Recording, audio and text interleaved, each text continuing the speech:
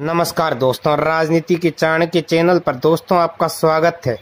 मैं उदय कानोड़ पुनः आज आपके बीच में आया हूं। दोस्तों आज हम चर्चा करेंगे क्या मानवेंद्र अपने स्वाभिमान की रक्षा कर पाएंगे। जिस स्वाभिमान के तहत उन्होंने भारतीय जनता पार्टी छोड़कर कांग्रेस ज्वाइन की थी, क्या वहां पर वो अपने स्वाभिमान की रक्षा कर पाएंगे? क्या बाड़मेर जैसलमेर की जो जनता उनके साथ थी और जिन्हीं जनता के भरोसे वो कांग्रेस ज्वाइन की थी, क्या कांग्रेस उनके स्वाभिमान के साथ कहीं खिलवाड़ तो नहीं करेगी? क्योंकि मानवेंद्र सिंह के सामने कई चुनौतियां आ रही है। हम आपको एक एक चुनौती के बारे में बताएं।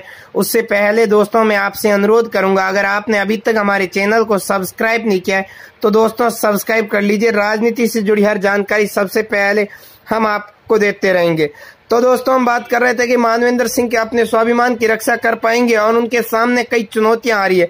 तो दोस्तों सबसे पहली चुनौती की कांग्रेस की से टिकट लाना, यानी बाड़मेर जैसलमेर से कद्दावर नेता हरीश चौधरी ने भी अपनी दावेदारी की। अब उन दोनों में ही बड़ी दावेदारी को लेकर टकराव चल रहा है। कयास यह भी है कि दोनों पुरजोर तरीके से मैदान में हैं और हरीश चौधरी जहां राहुल गांधी के सामने अपनी कोशिश कर रहे हैं, इसी के साथ जाट नेता भी लामबंद हो चुके हैं। उनका कहना है कि कांग्रेस यहां से हमेशा जाट समाज को टिकट देती है, अगर इस बार जाट समाज को नहीं दिया तो जाट समाज नाराज हो जाएगा और इसका खामियाजा आसपास की सभी सीटों पर भुगतना पड़ेगा।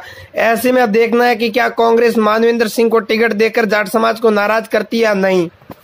और उसके बाद में अगर कांग्रेस मानवेंद्र सिंह को टिकट देती है तो हरीश चौधरी की जो ये अभी नाराजगी है और चुनाव के समय क्या तालमेल बिठा पाएंगे? अगर तालमेल नहीं बिठाया तो इसका भी खामियाजा हो सकता है। पर इतना तो आकलन जरूर है कि जो जाति समीकरण में बटी यह सीट जाट समुदाय से बहुत कम वोट ही मानवेंद्र सिंह को मिलेंगे, यह तो एक फैक्टर बोलता है।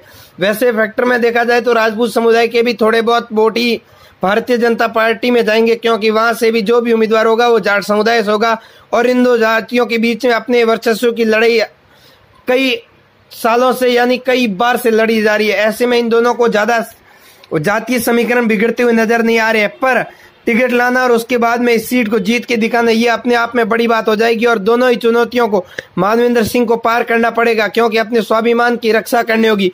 और अगर इन दोनों में कहीं भी हार गए तो उनके राजनीतिक कैरियर पर भी काफी बहुत बड़ा नुकसान हो सकता है।